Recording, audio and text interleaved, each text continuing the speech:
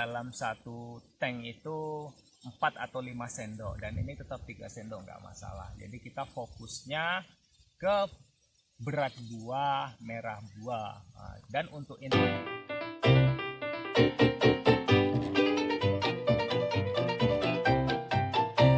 oke sahabat Mutiara, ketemu lagi dengan saya Hartono.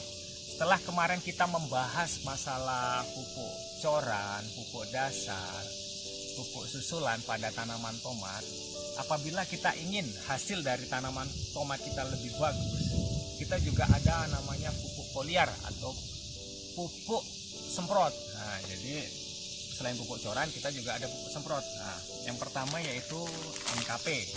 Ini Merauke MKP ini kalium fosfat. Nah, jadi fosfat itu di tanaman kecil itu sangat dibutuhkan. Kenapa? Supaya tanaman itu pertumbuhannya merata, karena fosfat itu untuk perakaran di tanaman kecil. Kemudian kalium itu supaya tanaman itu lebih tahan terhadap penyakit. Jadi usahakan mulai dari kecil antibodi dalam tanaman itu harus diperhatikan. Nah, jadi ini bisa dipakai pada masa vegetatif bisa, dan untuk takarannya yaitu 3 sendok per tank dalam tank 15 atau 16 liter air. Terus kemudian ada Mag-S. Ini magnesium sulfur. Magnesium itu untuk zat hijau daun, untuk zat klorofil daun, supaya daun di dalam tanaman itu lebih hijau dan pekat. Nah, selain itu juga kita ada pupuk mikro, yaitu Merauke Phytoplax. Nah, Merauke Phytoplax ini usahakan dipakai pada tanaman supaya tanaman tidak mengalami gejala-gejala kekurangan mikro. Contohnya apa? Contohnya itu ibaratnya kuning-kuning di tunasnya, itu adalah salah satu contoh gejala kekurangan mikro.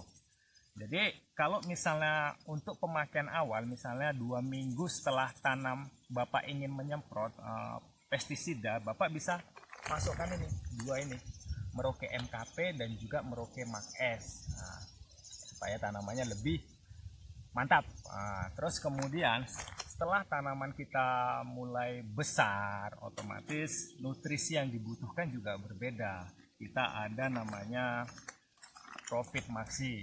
Ini NPK juga, ada nitrogen, fosfat, kalium, ada trace elemennya. Di sini yang lebih dominan yaitu fosfat dan kaliumnya. Jadi ini bisa digunakan ketika tanaman Bapak itu mulai berbunga. Nah, atau sebelum berbunga juga nggak masalah, karena fosfat di sini untuk merangsang pembungaan pada tanaman tomat. Terus kemudian kalau bisa ini jangan tinggal, Merauke Mag-S. Nah, Merauke Mag-S ini supaya daun pada tanaman tomat Bapak tomat kita itu lebih hijau pekat. Ini bisa dimix.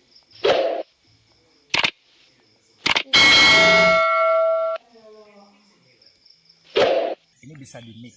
Nah, ini untuk pemakaian ini bisa 3 sendok per tank, ini juga 3 sendok atau 4 sendok per tank.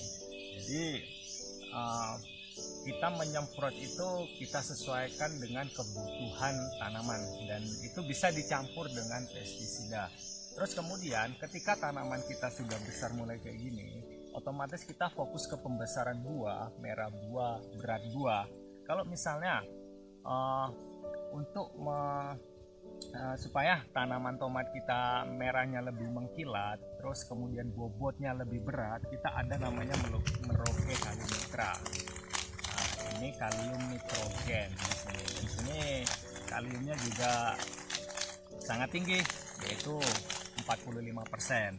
Jadi ini gunanya untuk pembesaran buah, merah buah, berat buah. Jadi kalau misalnya tanaman Bapak ingin bobotnya lebih berat dan merahnya lebih mengkilap, ketika fase-fase seperti ini gunakanlah Merauke Kalinitra atau KNO3. Bisa dimix sama Merauke Mag-S, Merauke Profit Maxi. Jadi tanaman tomatnya Bapak, tanaman tomat kita insya Allah hasilnya lebih mantap.